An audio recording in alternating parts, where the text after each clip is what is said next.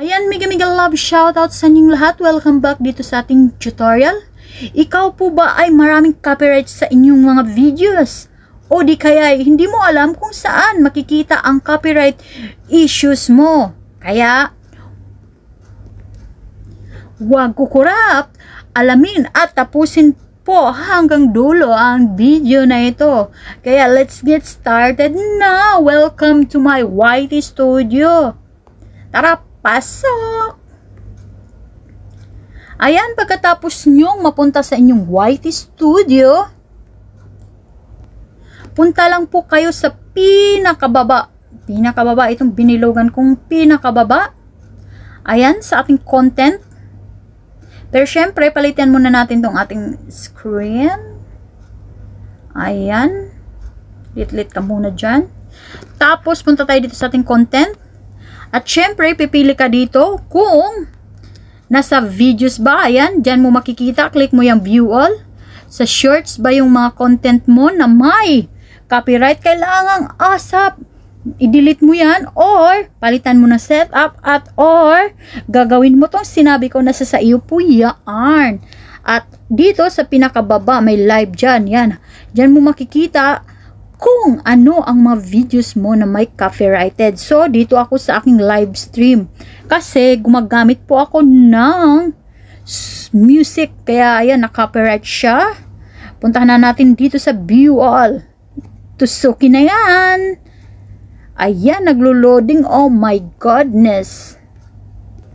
Ayan, makikita po ninyo or malalaman nyo na copyright po yung iyong videos. Ayan.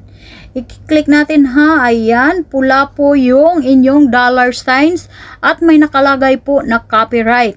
At kung hindi kayo na copyright, ito po may green. Yan, green po yung kanyang dollar sign. Ganun po. At dahil dyan, nung 1 year pa po ako last na nag-live stream at nung 5 days ako, 2025 ng January, 5 days ago, yan, nakapiright po ako. So, ang una po nating gagawin ay tusukin lang po natin ang pamagat dyan sa taas, paano makikipag, yan, at mapupunta po kayo dito. So, puntahan po natin yung ating monetization. Nakikita mo ba yan? Ineligible. Ayan. Tusukin nyo lang po yan. Ayan, review issues. Nakikita nyo itong sa pinakababa. Binilogan ko dyan. Review issues. Ayan, click nyo lang po yan. Ganun, makikita mo dito. Ayan, makikita mo dito that your video can't monetize. The content ID claim on your video does not affect your channel. This is not copyright strike. Okay, copyright lang to but not strike. Ito yung mga audio nga ginamit ko kaya hindi siya na monetize. So itong nasa gilid, ayan, may yung nakikita kayo sa gilid. Dito yung binilugan ko sa gilid. Yan, i-click nyo lang po yan. At ayun, makikita nyo po yung details ng video. Tapos, meron ditong action na kailangan mong gawin kung ano ang gagawin mo sa iyong videos. Syempre naman. So, meron ditong erase. Meron ditong trim out segment or dispute. So, ang gagawin ko lang po ay i-click natin erase songs. Ayan. Pag napunta ka na dyan, syempre, pwede mo siyang i-erase or i-mute all sound. So, all sound yun, mamimute or i-erase mo lang yung kanta. At meron din ditong preview sa taas.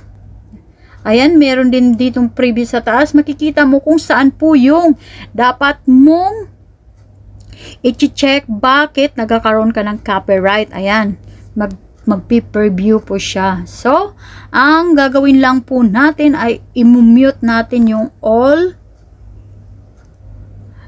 mute natin yung all sound. Ayan, click mo lang yun. Tapos yan, nakikita niya kung ilan pa yung mga i-mute. Tapos, ito, sa baba, isi-save nyo lang po. Save. Ayan, save. At antayin nyo lang po kasi medyo matagal-tagal pa po nito. Ito po yung video editing process, matagal-tagal pa po yan. At kung natapos nyo na po yan, Yung isa, 6 to eh. 6 tong videos na, music na ginagamit ko eh. Tas ngayon, dinahandahan ko po siya ng pag-mute. So, pagkatapos nitong nauna, punta ka naman dito sa next. Pero kailangan mo lang siya talagang balik-balikan. Ganon, balik-balikan mo siya at ipaprocess mo siya na ma-mute or ma-delete mo yung music. Ganon lang po kadali ang magtanggal ng copyright sa inyong mga videos. At kung ayan,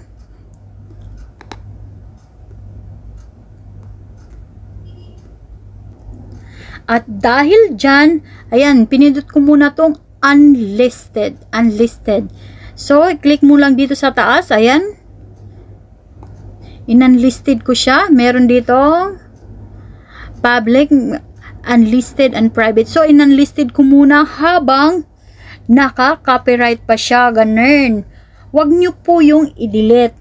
Kahit dinidelete nyo po yung videos, hindi mawawala po ang inyong copyright. Kaya pwede yung unlisted o private or ipaprocess nyo po ang inyong mga copyrighted videos.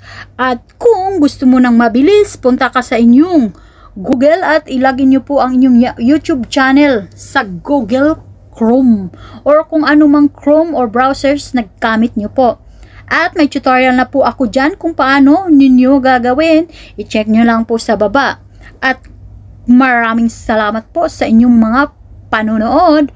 Huwag pong kalimutang i-like, subscribe at i-bell all po ninyo ang ating mga videos para palagi po kayong updated sa ating mga susunod pang mga videos. Ito, huwag ka muna nga aalis. Nakba ka naman. Tatanungin kita, bakit ba nagka-copyright yung videos mo? Paki-drop nga po dyan sa baba para malaman po natin at nang hindi na tayo magkaroon ng copyright at pwede na pang ma-share sa iba. Maraming salamat po. Bye-bye!